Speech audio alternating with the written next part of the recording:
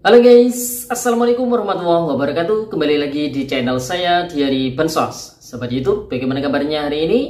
Semoga sahabat YouTube semua dalam keadaan sehat, tambah rezekinya, dan tentunya semakin sukses.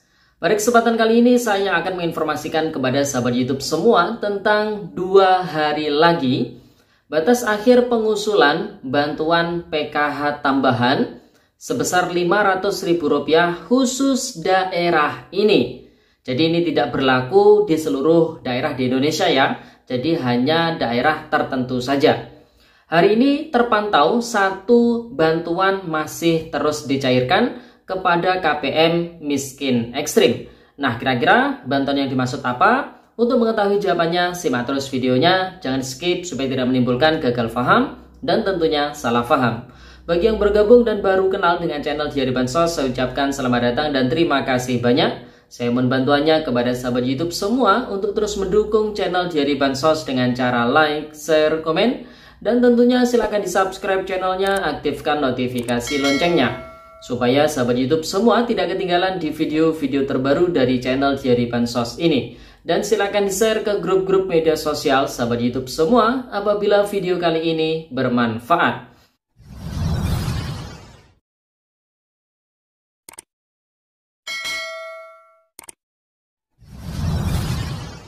Nah, sahabat YouTube, langsung saja informasi yang pertama ini terkait dengan batas akhir pengusulan bantuan PKH tambahan atau bisa disebut sebagai PKH Plus dengan nominal Rp500.000 khusus di daerah ini. Nah, yang dimaksud khusus daerah ini adalah khusus daerah Provinsi Jawa Timur. Jadi tidak berlaku di seluruh daerah di Indonesia. Jadi hanya khusus di daerah Provinsi Jawa Timur ya, sahabat YouTube. Di mana memang pemerintah daerah Provinsi Jawa Timur memiliki program PKH Plus atau PKH tambahan sebesar Rp500.000 dicairkan setiap triwulan sekali. Per tahunnya total bantuan tersebut yaitu sebesar Rp2 juta.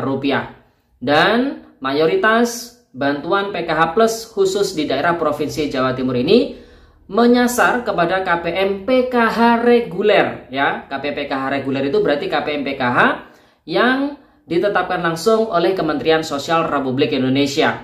Namun yang berkategori lansia ya, usia minimal 70 tahun ke atas ya, sahabat itu.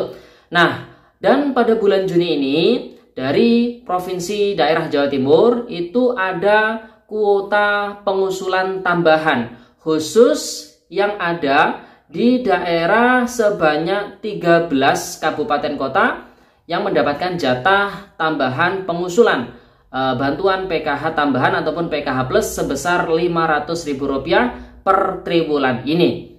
Nah, ke 13 daerah tersebut yang pertama adalah daerah Kabupaten Blitar, kemudian Kabupaten Banyuwangi, kemudian Kabupaten Tulungagung, kemudian Kabupaten Sidoarjo, kemudian Kota Madiun, Kota Kediri, kemudian Kota Blitar, Kota Malang, Kota Batu, kemudian Kota Mojokerto, Kota Surabaya, berikutnya adalah Kota Pasuruan, dan yang terakhir adalah Kota Probolinggo. Jadi ke-13 daerah tersebut mendapatkan kuota tambahan untuk pengusulan bantuan PKH Plus ya. Nah, tentunya ada beberapa syarat yang harus dipenuhi agar KPM PKH reguler ini bisa mendapatkan bantuan PKH Plus atau PKH tambahan dari pemerintah daerah Provinsi Jawa Timur ini. Nah, beberapa kriteria yang pertama tentunya adalah lansia dalam keluarga penerima manfaat PKH reguler Kementerian Sosial Republik Indonesia yang masih eligible atau yang masih aktif, berusia 70 tahun ke atas dan terdaftar dalam data DTKS. Yang kedua, diutamakan yang tidak berKK tunggal, ada ART lain dalam KK-nya. Berikutnya, warga negara Indonesia yang memiliki EKTP, nomor induk kependudukan, dan kartu keluarga wilayah Provinsi Jawa Timur. Kemudian dalam hal penerima manfaat berstatus suami istri, maka yang memperoleh bantuan sosial PKH Plus adalah salah seorang dari mereka. Kemudian direkomendasikan oleh kabupaten ataupun kota melalui surat pengantar yang ditandatangani oleh Kepala Dinas Sosial Kabupaten Kota setempat. Adapun usulan ini paling lambat diterima oleh pemerintah daerah Provinsi Jawa Timur pada hari Jumat, tepatnya di tanggal 28 Juni tahun 2024. Demikian atas perhatian dan kerjasamanya disampaikan terima kasih. Jadi sudah cukup jelas ya. Jadi apabila ada KPM di luar daerah Provinsi Jawa Timur itu tidak bisa mendapatkan bantuan PKH tambahan atau PKH plus ini. Jadi ini khusus bagi KPM yang berdomisili ataupun yang ber-KTP di Provinsi Jawa Timur. Jadi bisa dipahami ya sahabat YouTube. Kemudian informasi berikutnya terkait dengan hari ini masih tetap disalurkan kepada KPM miskin ekstrim satu bantuan dalam bentuk barang. Bantuan yang dimaksud tidak lain adalah bantuan pangan beras 10 kg untuk tahap yang ke-6 atau alokasi bulan Juni tahun 2024. Di mana di hari ini, tepatnya pada hari Rabu tanggal 26 Juni tahun 2024, ada 3 daerah yang terpantau ada penjadwalan pencairan bantuan pangan beras 10 kg yang bertempat di balai desa. Nah, 3 daerah tersebut yang pertama ada di desa Situraja, kemudian desa Balareja, kemudian desa Mekarjaya. Ini ada di daerah Kecamatan Gantar, Kabupaten Indramayu, Jawa Barat. Dan saya yakin bukan hanya di daerah yang sudah saya sebutkan ini, pada hari ini yang ada penjadwalan pencairan bantuan pangan beras 10 kg, melainkan daerah-daerah lain yang tidak terpantau oleh kami. Ini insya Allah bantuan pangan beras 10 kg untuk tahap yang ke-6 masih terus disalurkan oleh pihak transporter ya, baik PT Pos Indonesia, kemudian PT Yasa, PT DNR maupun PT-PT yang lainnya yang bertindak sebagai transporter di bantuan pangan beras 10 kg ini. Oleh sebab itu pihak transporter ini berkomitmen akan terus menyelesaikan bantuan pangan hingga akhir tahun, karena berdasarkan informasi yang kita dapatkan, bantuan pangan beras 10 kg ini resmi diperpanjang ataupun dilanjutkan hingga akhir tahun. Namun setelah bulan Juni selesai, maka proses penyalurannya nanti dibuat per 2 bulan sekali dan cairnya per KPM mendapatkan 10 kg. Jadi di bulan Agustus, kemudian di bulan Oktober, dan di bulan Desember. Sehingga total bantuan pangan beras 10 kg nanti yang bisa didapat oleh para KPM totalnya adalah 30 kg ya sahabat itu. Dimana tetap para penerimanya diambil dari data miskin ekstrim atau data P3KE. Dan apabila pada hari ini ataupun di bulan ini di pencairan tahap yang ke-6 alokasi bulan Juni tahun 2024, ternyata para keluarga penerima manfaat bantuan pangan beras 10 kg ini sudah banyak yang dianggap tidak layak, maka ini kewajiban dari masing-masing pemerintah daerah untuk memutakhirkan data miskin ekstrim tersebut. Jadi bisa dipahami ya sahabat YouTube.